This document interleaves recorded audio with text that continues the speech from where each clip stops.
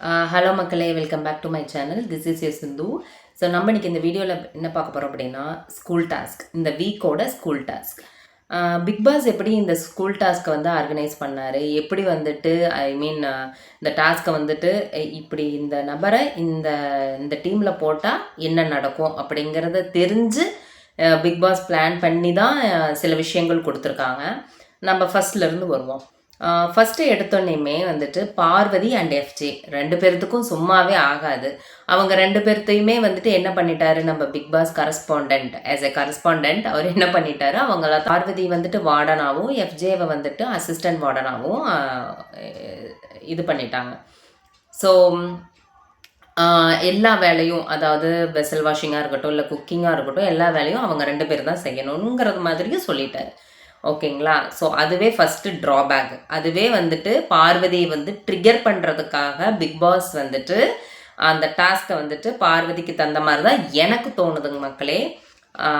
Next school டாஸ்கில் பாருங்கள். School டாஸ்கில் டீச்சர்ஸ் யார் யார் அப்படின்னா பிரஜன், அதுக்கப்புறம் கனி, ஸோ தென் வந்துட்டு அமித், இவங்க 3 பேர் தான் டீச்சர். ஸோ மற்றவங்க எல்லாருமே வந்துட்டு கமருதீன், அரோரா, மற்ற எல்லாருமே வந்துட்டு திவ்யா, சாண்ட்ரா, இவங்க எல்லாருமே வந்துட்டு யார் அப்படின்னா ஸ்டூடெண்ட்ஸ். 10 ஸ்டூடெண்ட்ஸ் இருக்காங்க, 3 டீச்சர்ஸ் இருக்காங்க, ப்ளஸ் வந்து அசிஸ்டன்ட் வார்டன் அண்ட் வார்டன். ஓகேங்களா? ஸோ வார்டன் வந்துட்டு ஃபஸ்ட்டு வந்துட்டு ரொம்ப எவ்வளோ கனிவாக வந்துட்டு எல்லாத்தையும் நடத்த முடியுமோ அவ்வளோ கனிவாக தான் எல்லா ஸ்டூடெண்ட்ஸை வந்துட்டு நடத்திட்டுருக்காங்க. ஓகேவா? ஸோ ஸ்டூடெண்ட்ஸ், அதாவது கரஸ்பாண்டன்ட் முதலே என்ன சொல்லிட்டாரு அப்படின்னா, பிக் பாஸ் என்ன அனௌன்ஸ் பண்ணிட்டாரு அப்படின்னா, ஸோ ஃபஸ்ட்டே வந்துட்டு இந்த மாதிரி ஸ்டூடெண்ட்ஸை வந்துட்டு திட்டக்கூடாது, ஸ்டூடெண்ட்ஸை ரொம்ப கடுமையாக பேசக்கூடாது, இது வந்து ஒரு ஜோவிலாக தான் நீங்கள் கொண்டு போகணும். ஸ்டூடெண்ட்ஸை வந்து கடுமையாக பேசாமல் தான் நீங்கள் வந்துட்டு இந்த டாஸ்க்கை வந்து முடிச்சாகணும் அப்படிங்கிற மாதிரி சொல்லிட்டாங்க. இதுதான் ஃபஸ்ட்டே.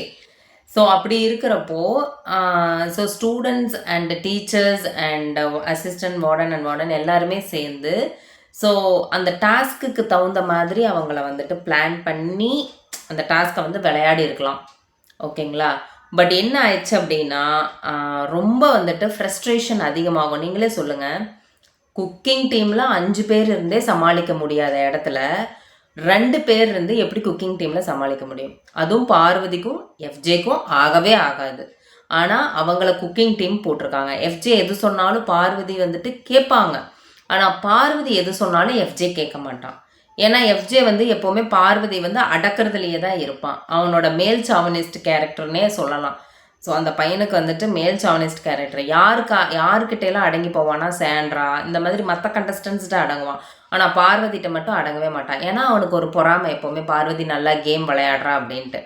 ஓகேவா? அப்படிதான் எனக்கு தோணுதுங்க மக்களே. உங்களுக்கு தோணுதுன்னா நீங்களும் வந்துட்டு அந்த மாதிரி சொல்லுங்கள். ஸோ நெக்ஸ்ட் வந்து பார்த்தீங்க அப்படின்னா, எல்லாருமே மற்ற கண்டஸ்டன்ஸ் எல்லாருமே யாரை டார்கெட் பண்ணுறாங்க அப்படின்னா பார்வதியை தான் டார்கெட் பண்ணுறாங்க. வார்டன் வார்டன் வார்டன்னு கூப்பிட்டு அவங்க ஒரு ஒர்க்கில் இருக்காங்க. ஸோ நீங்களே யோசிச்சு பாருங்கள், அத்தனை பேர்த்துக்கு சமைக்கணும், அத்தனை பேர்த்துக்கு வந்துட்டு டீ காஃபி எல்லாமே கொடுக்கணும். அவங்க ஒர்க்கில் இருக்கும்போது வார்டனை கலாய்க்கிறதா இருக்கட்டும், இல்லை வார்டன்கிட்டயே போய் எல்லாமே சொல்கிறதா இருக்கட்டும், இல்லை எப்படி இருக்கும், இரிட்டேட் ஆகுமா ஆகாதா? யாருமே சப்போர்ட் பண்ண மாட்டேங்கிறாங்க. கமருதீன் மட்டும்தான் ஃபஸ்ட்டு வந்துட்டு வெசல் வாஷிங்க்கு ஹெல்ப் பண்ணுறதா இருக்கட்டும், இல்லை காலம் தட்டி விடுறதா இருக்கட்டும், அந்த மாதிரி பண்ணிட்டு இருந்தாங்க. ஓகேங்களா? ஸோ செகண்ட் டே இப்படி தான் கோத்ரூ ஆகுது. ஸோ நிறைய பிரச்சனைகள் வந்துட்டு வார்டனுக்கு வந்துட்டே தான் இருக்குது. பட் வார்டனும் அதை நல்லபடியாக ஹேண்டில் பண்ணிட்டு தான் இருக்காங்க. ஓகேங்களா? ஸோ அவங்கள வந்துட்டு கலாய்க்கிறதா இருக்கட்டும். ஓகேங்களா? இந்த கேப்பில் பார்த்தீங்கன்னா வியானாவும் நல்லா ப்ளே பண்ணுறாங்க, நான் இல்லைன்னு சொல்ல. எல்லாருமே நல்லா ப்ளே பண்ணி நல்லா கேம் வந்துட்டு கொண்டு போகிறாங்க. ஓகேங்களா? அவங்களால முடிஞ்சதை வந்து கொண்டு போகிறாங்க. பட் எனக்கு என்ன தோணுது அப்படின்னா, மற்ற கண்டஸ்டன்ஸ் எல்லாருமே ஒருத்தரை மட்டும் டார்கெட் பண்ண, சாப்பாடு சரியில்லைங்கிறாங்க, எனக்கு ஹைஜீனாக இல்லை அப்படிங்கிறாங்க. நான் ஒன்று கேட்குறேன், 2 பேர் தான் இருக்காங்க. அந்த 2 பேர்த்தில் ஒருத்தருக்கு சமையலே தெரியாது, தெரியாமையும் வந்து பார்வதி வந்து செஞ்சு கொடுத்துட்ருக்காங்க. இப்போ உங்களுக்கு வந்து குறை சொல்லி நீங்கள் என்ன பண்ண போகிறீங்க? இதுதான் குறை சொல்லணும் அப்படிங்கிறதுக்காக எப்படி வேணாலும் நீங்கள் குறை சொல்லுவீங்களா? மனசாட்சின்னு ஒன்று இருக்கணும் ஃபஸ்ட்டு. மற்ற கண்டஸ்டன்ஸ்க்கு மனசாட்சியே இல்லைன்னு தான் எனக்கு தோணுது. ஓகேவா?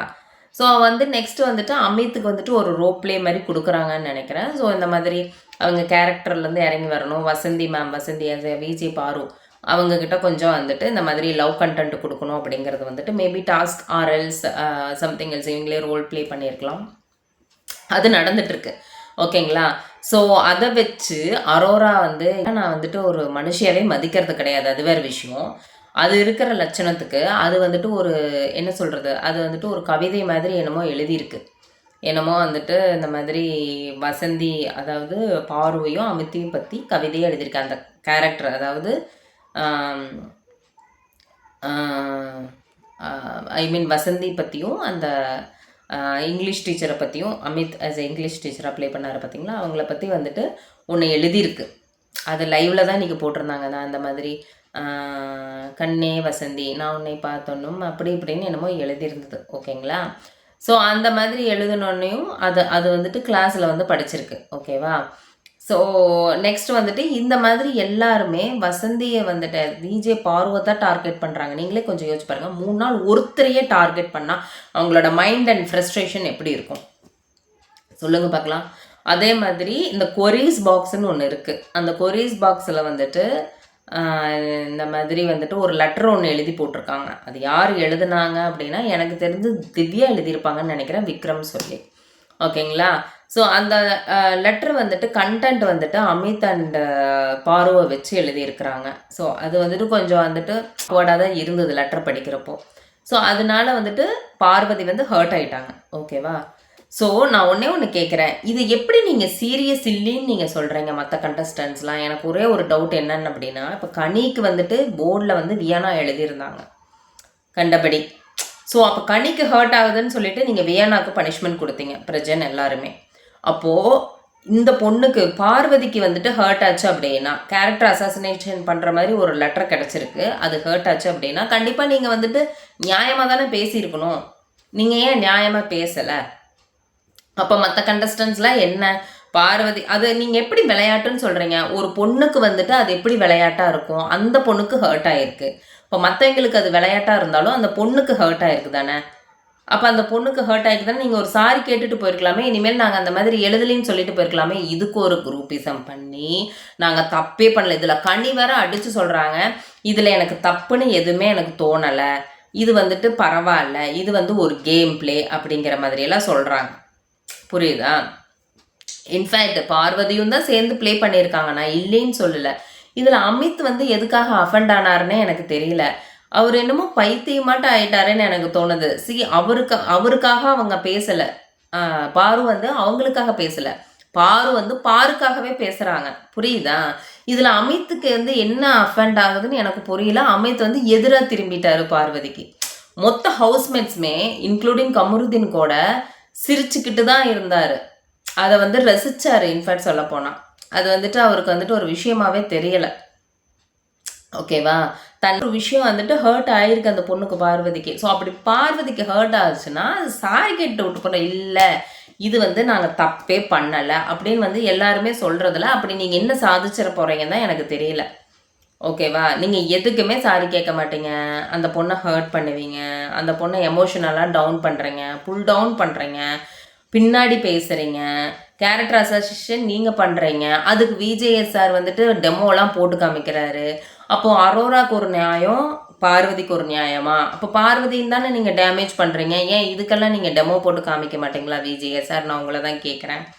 நான் ஒன்று கேட்குறேன், நீங்கள் வீக்கெண்ட் ஆனால் வந்துட்டு மற்றவங்களுக்கு நீங்களும் ஒரு கண்டஸ்டண்ட்டாக மாறி மற்ற கண்டஸ்டன்ஸுக்கு சப்போர்ட் பண்ணுறீங்களோ தவிர்த்து நியாயமாக எதுவோ அதை நீங்கள் பேசவே மாட்டேங்கிறீங்க. உங்களோட நியாயத்தை நாங்கள் எப்போ தான் எதிர்பார்ப்போம்? இல்லை நீங்கள் இப்படி தான் கேம் பிளே கொண்டு போகிறீங்கன்னா சொல்லிடுங்க முதல்லையே. நாங்கள் எதுக்கு பிக் பாஸ் பார்க்க போகிறோம்? நியாயமாக இருக்கணும்னு தானே நாங்கள் பிக் பாஸ் பார்க்குறோம். இப்போ நீங்கள் இந்த விஷயத்தை வந்துட்டு நீங்கள் அட்ரஸ் பண்ண போகிறீங்களா இல்லையான்னு எனக்கு தெரியல. நீங்கள் அட்ரஸ் பண்ணலேன்னு வச்சுக்கோங்களேன், அப்போ நீங்கள் நியாயமாக பேசலேன்னு தான் நாங்கள் சொல்லுவோம். மறுபடியும் ஞாயிற்றுக்கிழமை எங்களுக்கு வந்துட்டு நியாயம் வேணும். பார்வதிக்கு வந்துட்டு அநியாயம் நடந்திருக்கு. மொத்த ஹவுஸ்மேட்ஸுமே சேர்ந்து எகெயின்ஸ்டாக வந்துட்டு பார்வதிக்கு திரும்புகிறாங்க, புல் டவுன் பண்ணுறாங்க. ஒருத்தரை வந்து ட்ரிகர் பண்ணால் எவ்வளோதான் தாங்குவாங்க? அவங்களும் வந்துட்டு கண்ணு நீ தூங்கு, தங்கம் நீ தூங்கு, சரிடா தம்பி நீ இப்படி இருன்னு ரொம்ப சைலண்ட்டாக வந்துட்டு எவ்வளோ சொல்ல முடியுமோ சொல்லிட்டு தான் இருக்கிறாங்க. மொத்தமாக அப்படி ட்ரிகர் பண்ணி விட்டீங்க அப்படின்னா மற்ற கண்டஸ்டன்ஸ்லாம் சேர்ந்து அவங்களுக்கு எப்படி கடுப்பு ஆகுமா ஆகாதா? நீங்கள் சொல்லுங்கள் பார்க்கலாம்.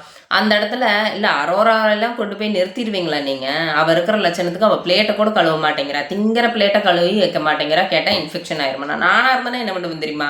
வா உனக்கு என்ன இன்ஃபெக்ஷன் ஆகுதுன்னு பார்ப்பா. அதுக்கப்புறம் வந்துட்டு மருந்து மாத்திரையெல்லாம் நாம் கொடுத்து சரி பண்ணிக்கலாம். அதெல்லாம் அப்படித்தான் இருக்குது.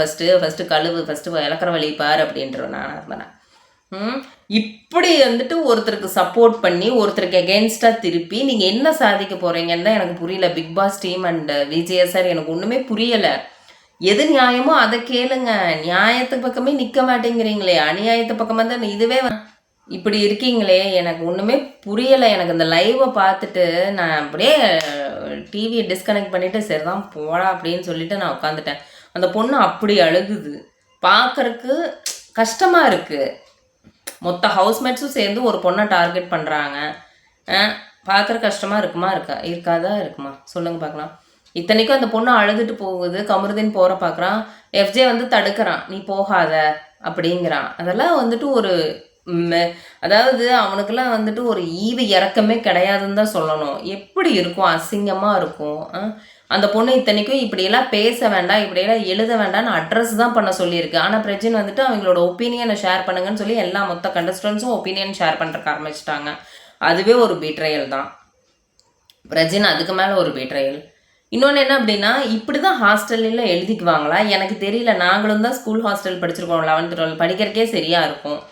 அப்படி இல்லையா, நீ வந்துட்டு பாட்டு எழுதுறியா, பாட்டு எழுது, இல்லை வேறு ஏதாவது எழுது, வேறு ஏதாவது எப்படியாவது கேம் பிளே கொண்டு போ. ஒரு கண்டஸ்டன்ஸ் வச்சு தான் இந்த பிக் பாஸ் ஷோவே நடத்தணுமா? எனக்கு அதுதான் புரியலை. சாமி, Parvathi, you are very much strong. இந்த வீடியோ நீங்கள் பார்க்குறீங்களா இல்லையான்னு எனக்கு தெரியாது. You are very much strong. Actually உங்கள் லைஃப் நல்லா இருக்கும். நீங்கள் எவ்வளோ பொறுமையாக இருக்கீங்க. அப்பா சாமி, வேறு யாராவது இருந்திருந்தால் அந்த ஷோவை விட்டுட்டே போயிருப்பாங்கன்னு தான் நான் சொல்லணும். கிரேட், யூ ஆர் பக்கா great, very much stronger player. Go ahead and நாங்கள் உங்களுக்கு சப்போர்ட் பண்ணுவோம் இங்கே வெளியே இருந்து. Don't worry. இன்னொன்று என்ன அப்படின்னா, மற்ற சேனல்லாம் வந்துட்டு காசு வாங்கிட்டாங்களா, இல்லை மற்ற சேனலுக்குலாம் கண்ணு தெரியலையா, காது கேட்க மாட்டேங்குதான்னு எனக்கு தெரியல. மற்றவங்களுக்கு தான் சப்போர்ட் பண்ணிகிட்டு இருக்காங்க. Whatever it is, Parvathi விட்டுட்டு மற்றவங்களுக்கு தான் சப்போர்ட் பண்ணிகிட்டு இருக்காங்க. எனக்கு ஒன்றுமே புரியல. மனசாட்சின்னு ஒன்று இருக்கா இல்லையானே எனக்கு தெரியல. இவ்வளோ பேர் வந்துட்டு எகெயின்ஸ்டாக திரும்புகிறாங்க. ஸோ அது கண் கூட பார்க்குறோம் நாமளும் லைவில். ஸோ நான் லைவில் என்ன பார்க்குறோனோ அதுதான் நான் வந்து இங்கே வந்து எக்ஸ்பிரஸ் பண்ணுறேன். பட் மற்ற சேனலில் என்னமோ பார்வதி வந்துட்டு தப்பு பண்ண மாதிரியும் மற்ற கண்டஸ்டன்ஸ்லாம் ரொம்ப கரெக்டுங்கிற மாதிரியும் போர்ட்ரே பண்ணி போடுறாங்க. எனக்கு ஒன்றுமே புரியல. So this social media is like what to say. எனக்கு அப்படி போடுறக்கும் மனசு வரல. யார் தப்பு பண்ணுறாங்களோ அவங்கள தான் நம்ம அட்ரஸ் பண்ணுறோம். கரெக்டுங்களாங்க மக்களே? ஸோ எனிவே, இது வந்து இந்த பிக் பாஸ் வந்துட்டு பார்வதி இல்லைன்னா பிக் பாஸ் இல்லைன்னு தான் நினைக்கிறேன். எனக்கு தெரியல. ஸோ உங்களுக்கும் இந்த மாதிரி எண்ணம் தோணுச்சு அப்படின்னா ஸோ கமெண்ட் பண்ணுங்கள் மக்களே. ஸோ எனக்கு என்னென்னா, ஸ்கூல் ஹாஸ்டல் வந்துட்டு நம்ம படிச்சிருக்கோம், நிறையா ஸ்கூல் ஹாஸ்டல்லாம் நம்ம படிச்சிருப்போம். கரெக்டுங்களா? ஸோ அப்படி இருக்கிறப்போ ஸ்கூலில் வந்துட்டு 11th 12th அப்படின்னு இருக்கிறப்போ ஸ்டடீஸ் ஹவர்ஸ் இருக்கும், டைனிங்க்கு தனியாக டைம் இருக்கும், காஃபி டைம் இருக்கும்.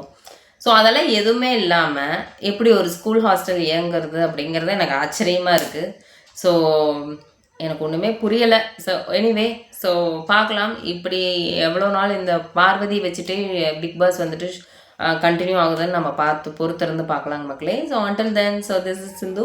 பாய், டேக் கேர் ஆல். ஸோ உங்களுக்கும் இதே மாதிரி தோணுச்சு, இந்த மாதிரி தான் வந்துட்டு உங்களுக்கும் தோணுச்சு அப்படின்னா ப்ளீஸ் கமெண்ட் பண்ணுங்கள். And please like and subscribe my channel நீங்கள் புதுசாக இருந்தீங்கன்னா, பிகாஸ் அப்போ தான் வந்துட்டு நிறைய பேர்த்துக்கு இந்த வீடியோ போய் சேரும். So until then, this is Sindhu. Bye, take care all.